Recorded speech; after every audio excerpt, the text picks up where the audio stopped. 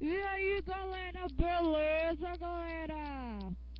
Hoje eu vou ensinar vocês meninas, né? Meninas, só para meninas, quer dizer, eu acho que só as meninas têm esse interesse nisso, né? De acordo com o título, vocês já viram que eu vou ensinar como alongar as unhas mais rápido. Com uma coisa muito simples, que todo mundo tem em casa. Quem se amarra em unha, todo mundo deve ter em casa uma base, né? Pode ser base de cetim, fortificante. Então, essa cor amarelada não é do que eu botei aqui dentro não, é assim mesmo, tá? Eu já fiz um vídeo, mas não ficou legal, então eu tô fazendo outro, espero que as meninas gostem. Então, vamos lá. Isso é uma base fortificante, mas pode ser qualquer base. Qualquer base.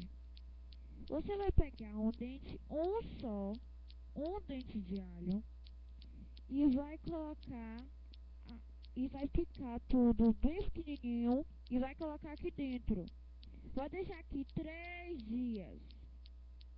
E aí vai passar na unha. Vai esperar umas 2 semanas. E aí está a sua unha enorme, linda. Linda mesmo. Linda, linda, linda. A minha não tá grande porque essa aqui vai completar amanhã.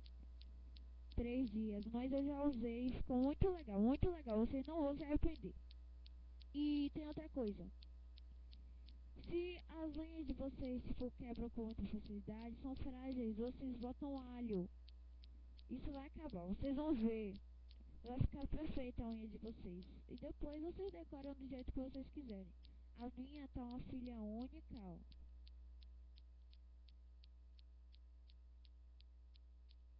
Peraí que eu vou botar um pouquinho mais atrás.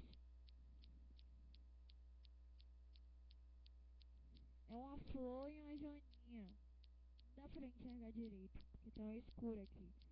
Então é isso. Espero que vocês gostem do meu vídeo. É bem fácil. E não se esqueçam que tem que deixar 3 dias. Só precisa de duas coisas. Uma base, qualquer base. E o alho, um dente de alho. Vocês vão conseguir fazer isso logo logo. Vai ficar perfeito. Vocês não vão se arrepender. E para quem gostou, dá um like e se inscreve no meu canal.